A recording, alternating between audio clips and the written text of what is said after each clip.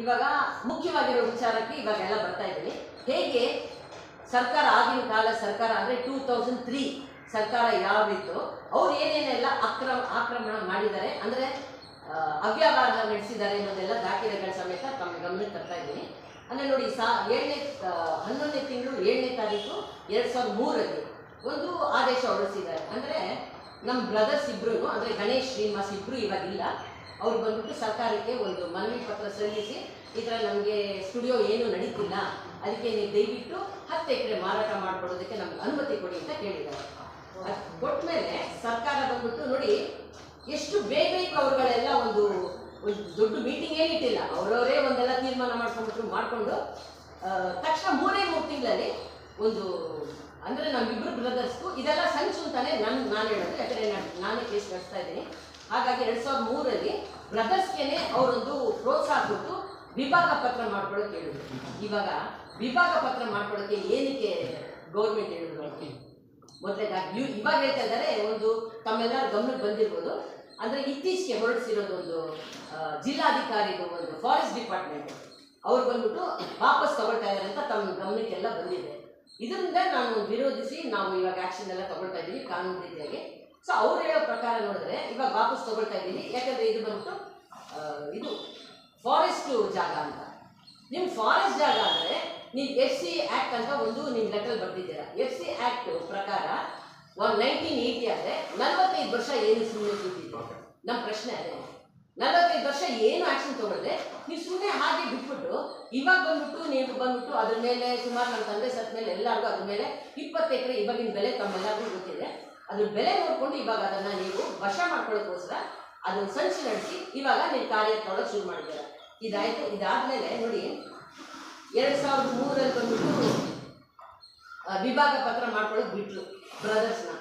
ವಿಭಾಗ ಪತ್ರ ಮಾಡ್ಕೊಂಡಾದ್ಮೇಲೆ ನಂತರ ಒಂದು ಗೌರ್ಮೆಂಟ್ ಆರ್ಡರ್ ಹೊಡಿಸಿದ್ರು. ಅದು ಬೋಗಸ್ ಗೌರ್ಮೆಂಟ್ ಆರ್ಡರ್ ಅಂತ ನೀವು ಲೀಗಲ್ ಟೀಮ್ ಕೊಟ್ಟರು ಎಲ್ಲರೂ ಹೇಳ್ಬಿಡ್ತಾರೆ, ಬೋಗಸ್ ಗೌರ್ಮೆಂಟ್ ಆರ್ಡರ್. ಹೀಗಾಯಿತು. ಆಮೇಲೆ 2003ರಲ್ಲಿ ಸೈಮಲ್ಟೇನಿಯಸ್ ಆಗಿ ಮೊದಲನೇದಾಗಿ ಅವರು ವಿಭಾಗ ಪತ್ರ ಮಾಡ್ಕೊಳ್ಳೋದು ಬಿಟ್ಟರು ಬ್ರದರ್ಸ್ನ. ನಂತರ 2ನೇ ತಿಂಗಳಲ್ಲೇ 2 ತಿಂಗಳು ಬಿಟ್ಟು ಗೌರ್ಮೆಂಟ್ ಆರ್ಡರ್ ಹೊರಡಿಸಿದ್ದಾರೆ. ಗೌರ್ಮೆಂಟ್ ಆರ್ಡರ್ ಹೊರಡಿಸಿರೋದ್ರಲ್ಲಿ ಏನು ಹೇಳಿದ್ದಾರೆ ಅಂದರೆ ಕಂಡೀಷನ್ ಹಾಕಿದ್ದಾರೆ. ಇವಾಗ ಬ್ರದರ್ಸ್ ಇಬ್ಬರು ಬಂದು ಅವ್ರ ಹತ್ರ ಕೇಳ್ಕೊಂಡ್ರಂತೆ 10 ಎಕರೆ ಅಂದರೆ ನಮಗೆ ಸ್ಟುಡಿಯೋ ನಡೀತಿಲ್ಲ, ಅದಕ್ಕೆ 10 ಎಕರೆ ಮಾರಾಟ ಮಾಡ್ಕೊಳ್ಳೋದಕ್ಕೆ ಅನುಮತಿ ಕೊಡಿ, ನೀವು ಕೊಟ್ಟಿದ ನಂತರ ಮಾರಾಟ ಮಾಡಿರೋ ಹಣದಲ್ಲಿ ನಾವು ಬಂದ್ಬಿಟ್ಟು ಸ್ಟುಡಿಯೋನ ಅಭಿವೃದ್ಧಿ ಪಡಿಸ್ತೀವಿ ಅಂತ ಇವ್ರು ಹೇಳಿರೋ ಪ್ರಕಾರ ಗೌರ್ಮೆಂಟ್ ಆರ್ಡರ್ ಹೊರಡಿಸಿರೋ ಪ್ರಕಾರ ಅಂದರೆ ಬೋಗಸ್ ಗೌರ್ಮೆಂಟ್ ಆರ್ಡರ್ಲಿ ಅವ್ರು ಹೇಳಿದ್ದಾರೆ, ನಾವು ನಿಮಗೆ ಅನುಮತಿ ಕೊಡ್ತಾ ಇದ್ದೀವಿ 10 ಎಕರೆ ಮಾರಾಟ ಮಾಡ್ಕೊಳ್ಳೋದಕ್ಕೆ. 10 ಎಕರೆ ಮಾರಾಟ ಮಾಡ್ಕೊಂಡಿರೋ ಹಣದಲ್ಲಿ ಸ್ಟುಡಿಯೋ ಆಧುನಿಕವಾದ ಅಂದರೆ ಏನೇನು ಮಾಡಬೇಕಾಗುತ್ತೆ ಡೆವಲಪ್ಮೆಂಟು ಅದೆಲ್ಲ ಮಾಡಬೇಕು ಅಂತ ಒಂದು ಕಂಡೀಷನ್ನಲ್ಲಿ ಹೊರಡಿಸಿದ್ದಾರೆ. ಯಾವ ನಿಮಗೆ ಜಾಗನ ನೀವು ಮಾರಾಟ ಮಾಡ್ಕೋಬೇಕು ಅನ್ನೋದು ಚೆಕ್ ಬಂತಿ ಅನ್ನೋದು ಇಂಪಾರ್ಟೆಂಟ್ ಬೌಂಡ್ರೀಸ್ನ ಮಾರ್ಕ್ ಮಾಡ್ತಾರೆ. ಇದು ನಿಮಗೆ ಸರ್ಕಾರ ಹೊರಡಿಸಿರೋದು ಗೌರ್ಮೆಂಟ್ ಆರ್ಡರಲ್ಲಿ ಅದು ಬೌಂಡ್ರೀಸು ಇಲ್ಲ, ಏನು ಆದೇಶ ಇಲ್ಲ, ಜಸ್ಟ್ ಮಾರಾಟ ಮಾಡ್ಕೊಳ್ಳಿಕ್ಕೆ ಅನುಮತಿ ಕೊಟ್ಟಿದ್ದಾರೆ. ಸೊ ಅದೊಂದು ದೊಡ್ಡ ತಪ್ಪು ಮಾಡಿದ್ದಾರೆ, ಬೌಂಡ್ರಿ ಇಲ್ಲ, ಚೆಕ್ ಬಂದಿ ಏನಿಲ್ಲ. ಇದಾದ್ಮೇಲೆ ಬ್ರದರ್ಸ್ ಇಬ್ಬರು ಸೇರಿಕೊಂಡು ದೊಡ್ಡವನು ಮಾರಾಟ ಮಾಡೋಕ್ಕೆ ಇಷ್ಟ ಇರಲಿಲ್ಲ ಅನ್ಸುತ್ತೆ. ಸೊ ಚಿಕ್ಕವನು ಶ್ರೀನಿವಾಸ ಅವನು ನನ್ನ ಮಗ ಕಾರ್ತಿಕ ಆತನ ಬಗ್ಗೆ ತಮಗೆಲ್ಲರೂ ಬಂದಿರ್ತದೆ. ವಿಷ್ಣುವರ್ಧನ್ ಸ್ಮಾರಕನ ಅವರು ಹೊಡೆದಿರೋದು ಈ ಕಾರ್ತಿಕ ಮೇಲೆ.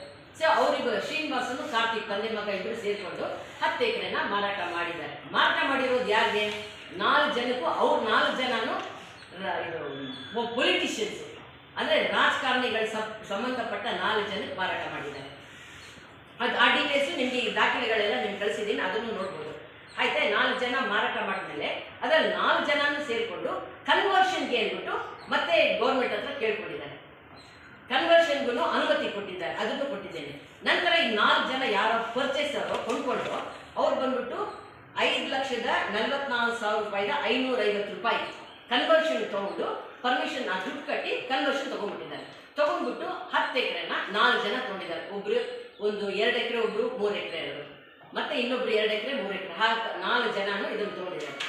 ತೊಗೊಂಡು ಮಾಡಿರೋದು 2003ನಲ್ಲಿ ಇವ್ರು ಮಾರಾಟ ಮಾಡಿರೋದು. ನನ್ನ ಗಮನಕ್ಕೆ ಬಂದಿದ್ದು 2004ನಲ್ಲಿ.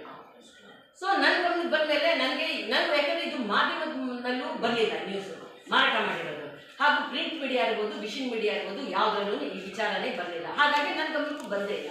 ನಾನು 2004ರಲ್ಲಿ ಆಕಸ್ಮಿಕವಾಗಿ ಸ್ಟುಡಿಯೋ ಹೋದಾಗ ನೋಡ್ತೀನಿ ನೆಲಮಟ್ಟ ಮಾಡ್ತೀನಿ.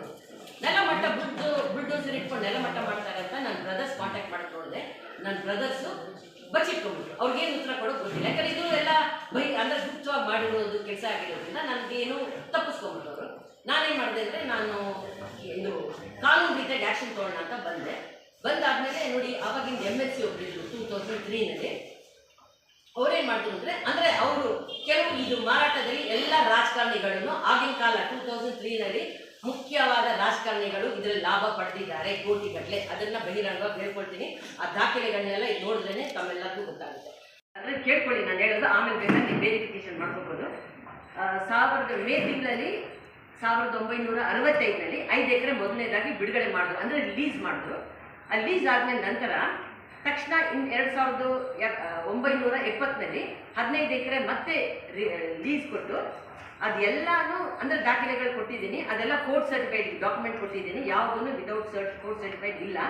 ಸೊ 1970ನಲ್ಲಿ ಕೊಟ್ಟು ಆಮೇಲೆ ನಂತರ ಅವರು ನಮ್ಮ ತಂದೆಗೇನೆ ನೋಡಿ ರಿಸಿಪ್ಟು ಪಟ್ಟ ಇರ್ಬೋದು ವಿಲೇಜ್ ಅಕೌಂಟೆಂಟಿಂದ, ಆಮೇಲೆ ಹಾಗಾಗಿ ಆಮೇಲೆ 19 ಜುಲೈ ನಾವು ಅಸಂಪ್ಷನ್ ಇಲ್ಲ ಬರೆಯಕ್ಕಾಗೋದಿಲ್ಲ. ಅಲ್ಲ ಈ ಕೇಸ್ನ ಇನ್ನೂ ದೃಢಪಡಿಸಿಲ್ಲ.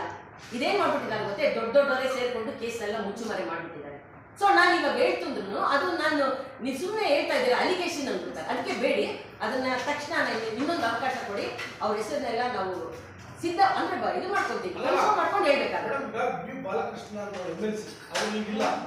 ಇಲ್ವಾ ಇದ್ದಾರೆ ಇವಾಗ ಗೊತ್ತಿಲ್ಲ. 2003 ವಿ ಬಾಲಕೃಷ್ಣ ಅಂತ ಹೇಳ್ತಾ ಇರೋದು.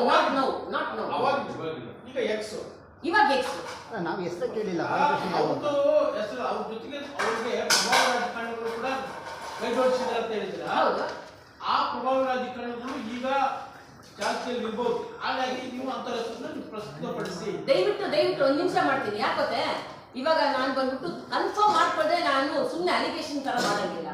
ನನ್ಗೆ ಸ್ವಲ್ಪ ಅವಕಾಶ ಕೊಡಿ, ಅದನ್ನ ನಾನೆಲ್ಲ ಅದು ಕನ್ಫರ್ಮ್ ಮಾಡ್ಕೊಂಡು ಆಮೇಲೆ ಖಂಡಿತವಾಗ್ಲೂ ಬಹಿರಂಗಪಡಿಸ್ತೀನಿ. ಯಾಕೆಂದ್ರೆ ಇವಾಗ ಏನಕ್ಕೆ ನಾನು ಇಷ್ಟೆಲ್ಲ ನಾನು ಪ್ರೆಸ್ ಮೀಟ್ ಕರೆದು ಕಾನ್ಫರೆನ್ಸ್ ಮಾಡಿ ಹೇಳ್ತಾ ಇದ್ದೀನಿ ಅಂದರೆ ಇವಾಗ ಬಂದ್ಬಿಟ್ಟು ನಮ್ಮ ತಂದೆ ಜಾಗದ ಮೇಲೆ ಕಣ್ಣಿಟ್ಟಿದ್ದಾರೆ. ಇಷ್ಟೊಂದು ನಾನು ಏನು ಮಾಡಿದೆ ಅಂದರೆ ನಮ್ಮ ಕೇಸ್ನಲ್ಲಿ ಇವಾಗ ಗೆಲ್ತಾ ಬರ್ತಾ ಇದ್ದೀನಿ ನಾನು. ಯಾಕೆಂದರೆ ಇವಾಗ ಕೇಸ್ನಲ್ಲಿ ನನ್ನ ಕಡೆ ಸ್ಟ್ರಾಂಗ್ ಆಗಿದೆ. ನಂದೇನು ಒಂದು ಉದ್ದೇಶ ಅಂದರೆ ಆ ಜಾಗ ತಗೊಂಡು ಮಾರಾಟ ಮಾಡಿಬಿಟ್ಟು ಶೋಕಿ ಮಾಡೋದು ಖಂಡಿತವಾಗ್ಲೂ ಇಲ್ಲ. ಯಾಕೆಂದರೆ ಕೆಲವು ಜನ ನಾನು ತುಂಬ ಅವಮಾನ ಮಾಡಿ, ಅಂದರೆ ನಾನು ಯಾವುದಾದ್ರು ವಿಡಿಯೋ ಅಂದರೆ ನನ್ನದು ಯೂಟ್ಯೂಬ್ ಇರ್ಬೋದು ಅಥವಾ ಮಾಧ್ಯಮದ ಮುಖಾಂತರ ಹೋದ್ರು ಅವರೇ ಹೇಳ್ತಾ ಇದ್ದಾರೆ ಹಣಕ್ಕೋಸ್ಕರ ಅಂತ. ದಯವಿಟ್ಟು ಅದು ತಪ್ಪಾಗಿ ತಿಳ್ಕೊಬೇಡಿ, ಹಣಕ್ಕೋಸ್ಕರ ಇಲ್ಲ. ನಮ್ಮ ತಂದೆ ಜಾಗ ಉಳಿಸ್ಕೋಬೇಕು, ಅವ್ರ ಹೆಸರಲ್ಲಿ ಒಂದು ಮೆಮೋರಿಯಲ್ ಕಟ್ಟಿ ಅಂದರೆ ಏನಾದ್ರು ಮಾಡ್ಬೋದು ನಾನು. ಅದಕ್ಕೆ ನನಗೆ ಜಾಯಿಂಟ್ ವೆಂಚರಲ್ಲಿ ಯಾರನ್ನಾರು ಕರೆಸ್ತೀನಿ, ಏನಾದ್ರು ಮಾಡ್ಬೋದು. ಅವ್ರ ಬಗ್ಗೆ ಒಂದು ಥಿಯೇಟ್ರೇ ಕಟ್ಸ್ಬೋದು. ಒಟ್ಟಲ್ಲಿ ಅವ್ರ ಹೆಸರಲ್ಲಿ ಬಾಲಕೃಷ್ಣ ಅನ್ನೋದೊಂದಲ್ಲಿ ಆ ಜಾಗದಲ್ಲಿ ಮಾಡಬೇಕು ಅಂತ ಒಂದೇ ಉದ್ದೇಶದಲ್ಲಿ 22 ವರ್ಷದಿಂದ ನಡೆಸ್ಕೊಂಡ್ ಬರ್ತಾ ಇದ್ದೀನಿ.